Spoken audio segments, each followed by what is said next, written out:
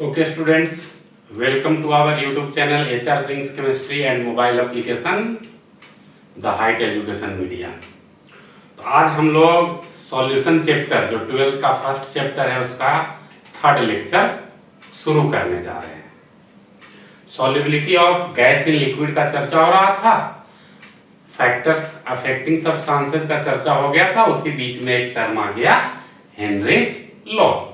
तो Henry law क्या कहता है कि गैस का सॉल्युबिलिटी लिक्विड में प्रेशर के डायरेक्टली प्रोपोर्शनल होता है। इफेक्ट ऑफ प्रेशर में भी मैंने ये बात बताया था कि solubility of gas in liquid is directly proportional to pressure of the gas over the solution at definite temperature. पूरे सॉल्यूशन के लिए एक डेफिनिट टेम्परेचर पर कोई घटना घटेगा, कोई एक्सपेरिमेंट करेंगे, एक टेम्परेचर तो फिक्स होगा ना, तो डेफिनिट टेम्परेचर पर ये बात होगी। हेनरीज लॉ का बात डेफिनिट टेम्परेचर का होगा। तो क्या कहता है हेनरीज लॉ कि solubility of a gas in liquid is directly proportional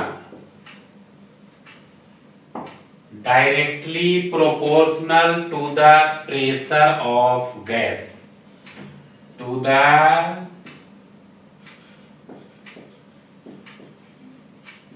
pressure of gas over the solution at definite temperature, over the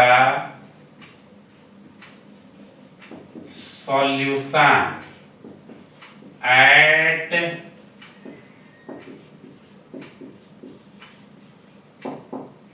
definite temperature, किसी फिक्स्ड टेम्परेचर पर। अब यह है कि सॉल्युबिलिटी को मास के टर्म में हम लोग कंसीडर करते हैं शुरू में, है ना। मैं हेडिंग दे देता हूं case 1 of Henry law. Henry law का केस 1। तो केस 1 में क्या कहता है कि solubility is taken as mass of gas dissolve. Gas का कितना मास डिसॉल्व हुआ उसी को सॉल्युबिलिटी कंसीडर करेंगे। तो क्या कहता है solubility is taken as mass of gas dissolved per unit volume of liquid। Liquid के यूनिट वॉल्यूम में गैस का कितना मास डिसॉल्व हुआ उसी को सॉल्युबिलिटी हम लोग मान के चलेंगे। तो देख लो, मान लो कि लेट एम को मान लेते हैं मास ऑफ गैस। एम क्या है? Mass of gas dissolved in unit volume of liquid। और P मान लेते हैं pressure of gas in solution. P हो गया pressure of gas in equilibrium with solution. Equilibrium with solution, है ना। तो एम हो गया सॉल्युबिलिटी, पी हो गया pressure. Solubility directly proportional to pressure. As we know, हम लोग क्या जान रहे हैं? Solubility directly proportional to pressure। Solubility M हो गया, यहां पर उसी को ना सॉल्युबिलिटी माने हैं, तो क्या लिख सकते हैं, M directly proportional to P. अगर प्रोपोर्शनलिटी का साइन हटाते हैं, दो पार्ट में बोर्ड कर ले, अगर प्रोपोर्शनलिटी का साइन हटाते हैं तो एम इज इक्वल टू के इंटू पी, यही हेनरी लॉ हो गया पहला केस का, है ना। अब के क्या है, तो के कोई कांस्टेंट है जिसको हम लोग प्रोपोर्शनलिटी कांस्टेंट कहेंगे, वेयर के इज प्रोपोर्शनलिटी कांस्टेंट, के हो गया प्रोपोर्शनलिटी कांस्टेंट। अब देखो हम लोग क्या लिख सकते हैं यहां से, M by P is equal to K लिख सकते हैं। और जब किसी दो सब्सटेंस का रेशियो कांस्टेंट आ गया तो हम लोग क्या लिख सकते हैं, m1 by p1 is equal to m2 by p2। अच्छा, इसी को अगर क्रॉस मल्टीप्लाई कर दें तो ये m2 नीचे आ जाएगा और p1 ऊपर चला जाएगा, तो ये क्या बता देगा, m1 by m2 is equal to p1 by p2। इसी हेनरी लॉ से आया है, तो फॉर्मूला में यही हम लोग यूज करेंगे, m1 by m2 is equal to p1 by p2। तो m1 क्या है, मास ऑफ गैस जब प्रेशर p1 है, m2 क्या है, मास ऑफ गैस जब प्रेशर p2 है, और मास ऑफ गैस को यहां पर क्या मान ले रहे हैं, सॉल्युबिलिटी। तो हम लोग क्या लिख दें, यही लिख देते हैं, where m1 is solubility of gas at pressure P1, और m2 का बात करें तो क्या हो जाएगा, तो m2 is solubility of gas at pressure P2। अब देखिए, जब एक से ज्यादा गैस को, नोट में मैं बात कर रहा हूं यानी नोटेबल बात होगी, जब एक से ज्यादा गैस को सॉल्वेंट के नजदीक ले जाते हैं, बस ध्यान क्या रखना है कि जिस गैस को आप सॉल्वेंट के नजदीक ले जा रहे हो वो गैस आपस में रिएक्शन नहीं करना चाहिए, तो सारे गैस का अपना सॉल्युबिलिटी अपने प्रेशर पर डिपेंड करेगा, दूसरे गैस के प्रेशर से इंडिपेंडेंट होगा। मान लो कि दो गैस है X और Y, दोनों आपस में रिएक्शन नहीं करना चाहिए, किसी सॉल्वेंट के नजदीक ले गए तो X का सॉल्युबिलिटी X के प्रेशर पर डिपेंड करेगा, Y से इंडिपेंडेंट होगा। सिमिलरली Y का सॉल्युबिलिटी Y के प्रेशर पर डिपेंड करेगा, X के प्रेशर से इंडिपेंडेंट होगा। मैं नोट में लिख देता हूं, इस बात को एकदम ध्यान रखना है, ऐसा ना कि X गैस का सॉल्युबिलिटी Y के प्रेशर से भी रिलेशन रखता हो, नहीं, X गैस के सॉल्युबिलिटी को Y के प्रेशर से मतलब नहीं, Y गैस के सॉल्युबिलिटी को X के प्रेशर से मतलब नहीं। ठीक है, तो आगे बढ़ते हैं, क्या कहता है, when a mixture of two or more non reacting gases, when a mixture of two or more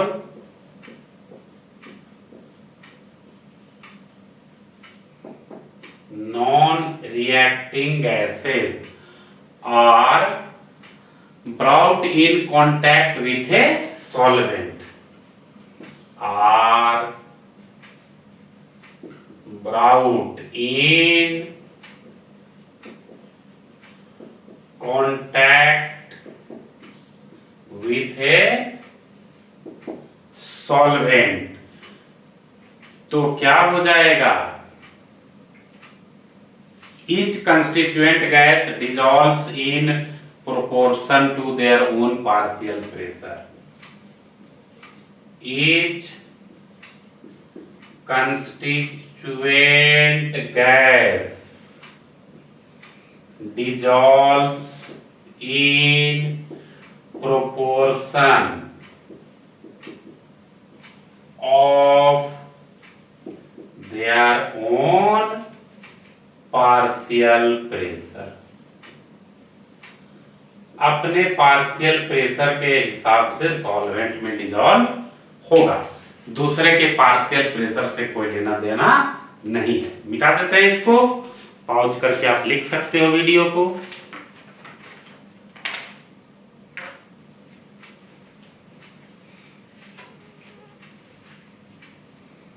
ठीक है, ये एक केस हो गया हेनरी लॉ का।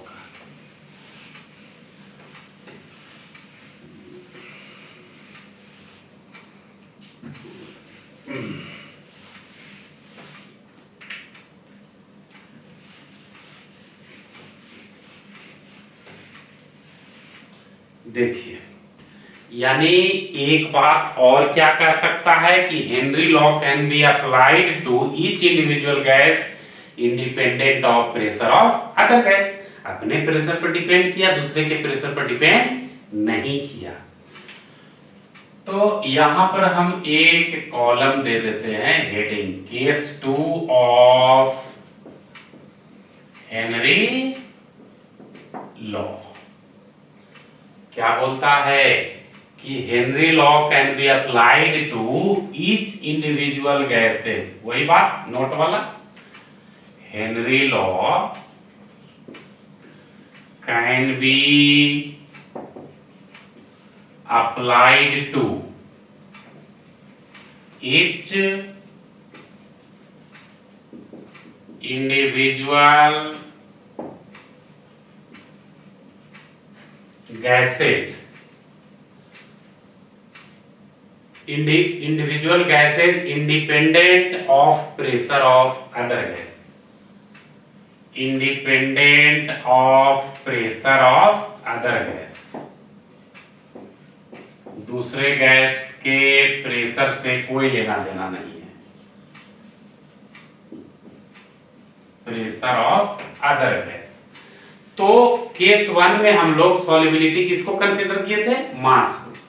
केस 2 में हम लोग सॉल्युबिलिटी किसको कंसीडर करेंगे? मोल फ्रैक्शन को। तो क्या कहता है?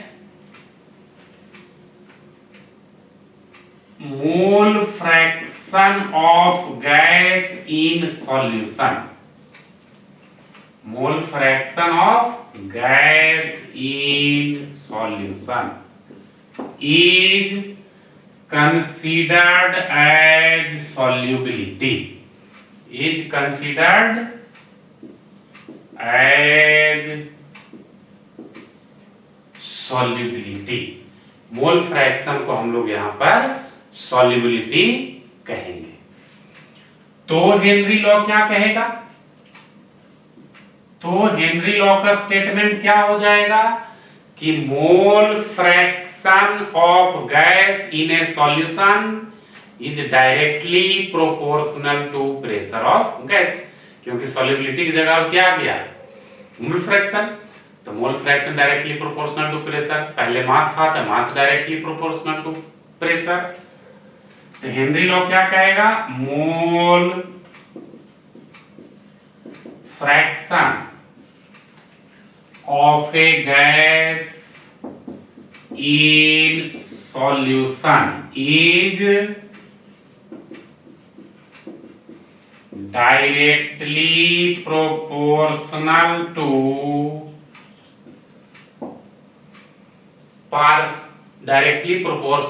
pressure of gas. Individual gas के प्रेशर को पार्शियल प्रेशर बोलते हैं. Directly proportional to partial pressure of gas. Partial pressure of gas.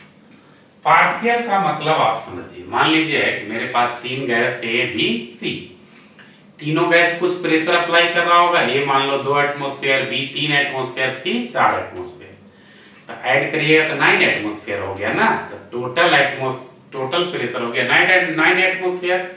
ए लगाया 2 एटमॉस्फेयर, ए का अकेला प्रेशर टोटल के बराबर नहीं हो सकता है, तो कंप्लीट नहीं हुआ, तो उसको बोलेंगे partial pressure of A. B के द्वारा लगाए गए को partial pressure of B, C के द्वारा लगाए गए को पार्शियल प्रेशर ऑफ सी। तो ये कहानी है पार्शियल का। पार्शियल मतलब सारे गैसेस का प्रेशर नहीं, किसी एक गैस का प्रेशर। तो मैथमेटिकल फॉर्म देखिए, mathematical form of Henry law, HL लिखें, हेनरी लॉ का मैथमेटिकल फॉर्म। मोल फ्रैक्शन क्या हो गया, x directly proportional to P, mole fraction directly proportional to pressure.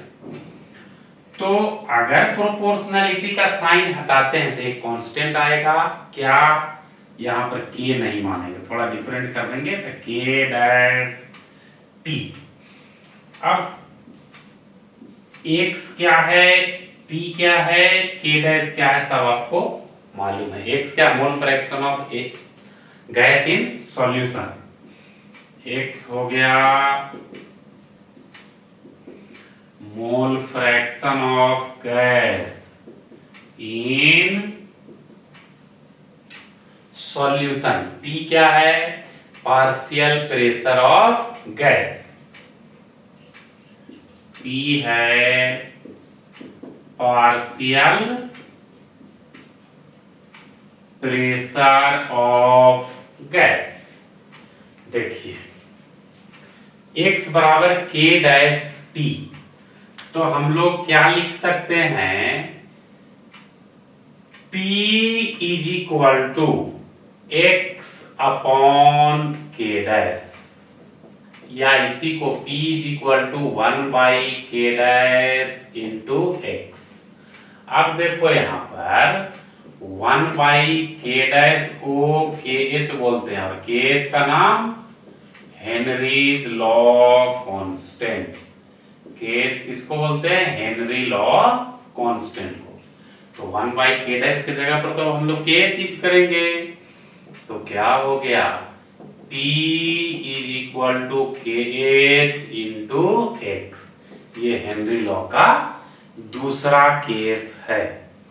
अब kh हेनरी लॉ कांस्टेंट है, तो पहला बात क्या कहता है कि हर एक गैस के kh का वैल्यू डिफरेंट होता है, क्वेश्चन में दिया रहेगा, है ना, या अगर क्वेश्चन में kh ही निकालना है तो दिया नहीं रहेगा, आपको निकालना होगा कैलकुलेशन करके। तो क्या कहता है, डिफरेंट गैसेज है डिफरेंट वैल्यू ऑफ kh। अब देखो kh बढ़ेगा तो x क्या होगा, घटेगा, जाहिर सी बात है। देख लीजिए कैसे, पहले मैं लिख देता हूं, higher the value of kh comma lesser will be the value of x, और x ही तो सॉल्युबिलिटी है। इसी तरह से lower the value of kh higher will be solubility. कैसे, तो देख लीजिए इसका एक्सप्लेनेशन कर देते हैं। Explanation, P is equal to kh x, kh is equal to क्या लिख सकते हैं, P बाई x। अगर प्रेशर कांस्टेंट तो kx नीचे है k, तो क्या कह रहा है, kh inversely proportional to mole fraction करा ना। ये सेकंड फॉर्म हो गया P is equal to kh x। First form क्या था, m is equal to kp। अब देखिए हेनरी लॉ का डिमेरिट क्या है, लिमिटेशन क्या है।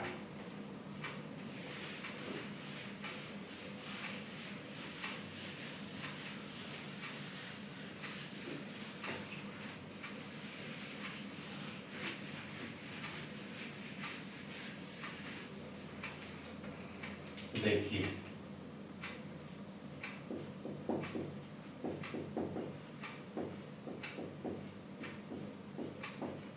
Demerits of Henry law. 3 demerit हैं। सबसे पहला क्या कहता है कि प्रेशर बहुत ज्यादा नहीं होना चाहिए। क्या कहता है पहला? Pressure is not too high. दूसरा कह रहा है कि टेम्परेचर बहुत कम नहीं होना चाहिए। Temperature is not too less, not too less.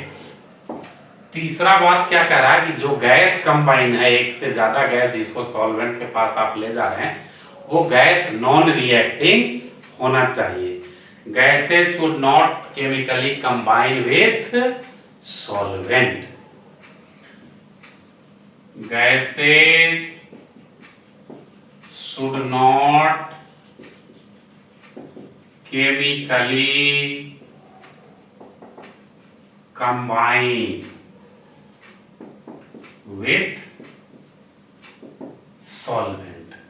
अब है कि हेनरी लॉ का एप्लीकेशन कहां होगा, यूज कहां होगा।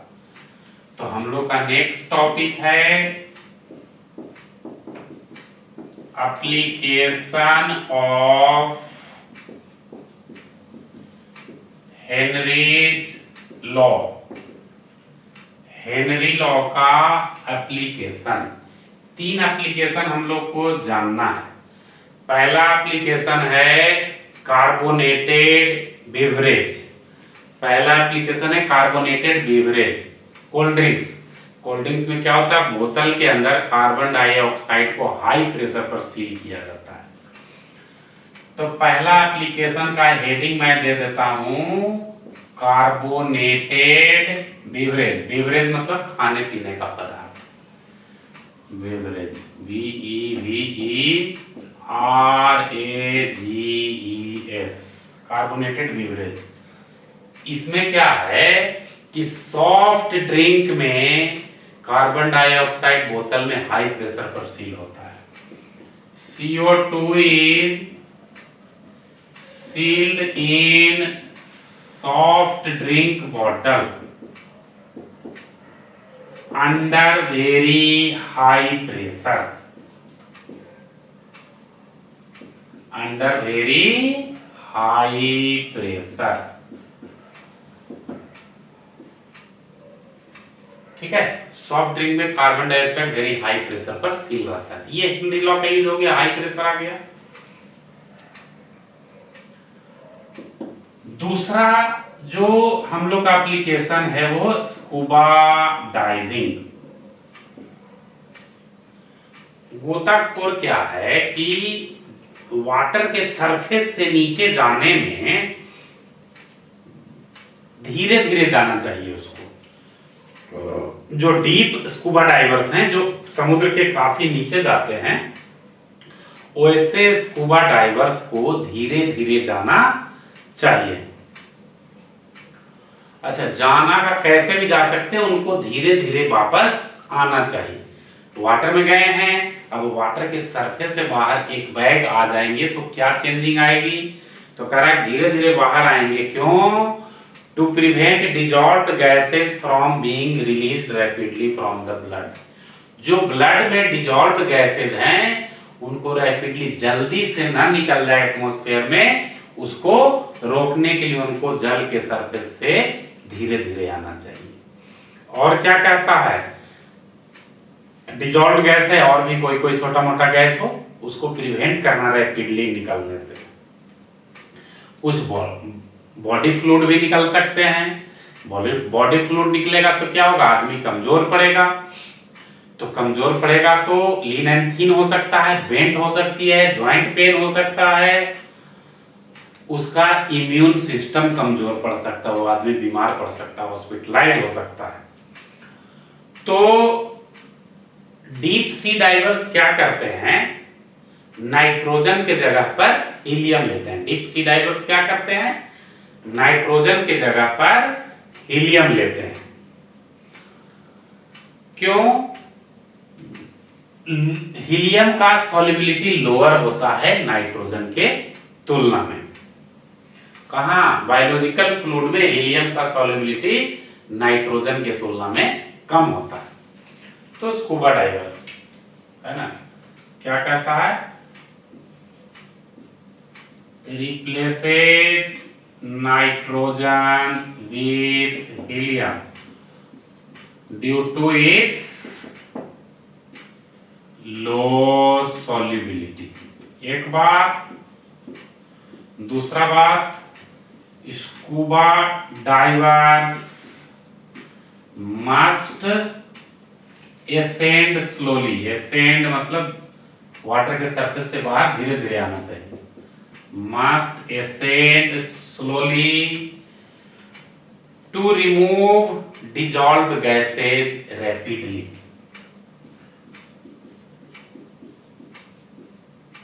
To release dissolved gases rapidly.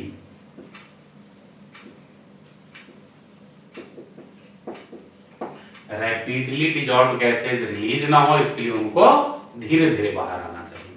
दो यूज हो गया। तीसरा, हाई अल्टीट्यूड सिकनेस। तीसरा यूज क्या है हेनरी लॉ का? तो high altitude sickness. High altitude sickness क्या कहता है कि ऐसे पीपुल जो हाई अल्टीट्यूड पर रहते हैं उनका ये बात करता है। तो कहता है कि हाई अल्टीट्यूड पर ऑक्सीजन का कॉन्सेंट्रेशन कम होता है। क्या कहता है? हायर अल्टीट्यूड पर partial pressure of oxygen less होता है, कम होता है। क्या कहता है? At higher altitude partial pressure of oxygen is less. Partial pressure of oxygen is less. इसके कारण क्या होगा कि जो पीपुल हाई एल्टीट्यूड पर रहते हैं उनके ब्लड में ऑक्सीजन का कॉन्सेंट्रेशन लेस हो जाएगा। Concentration of oxygen in blood and tissue of people living at high altitude is less, and a disease called anoxia is developed due to it. Is developed due to it, and they suffer from mental retardedness. Mental retardedness. Mental retardness का मतलब अनएबिलिटी of thinking. ये तीन use है, तीन demerit हम लोगों ने बता दिया था। ये solubility of gas in liquid हो गया। अब हम लोग को बात करना solubility of liquid in liquid.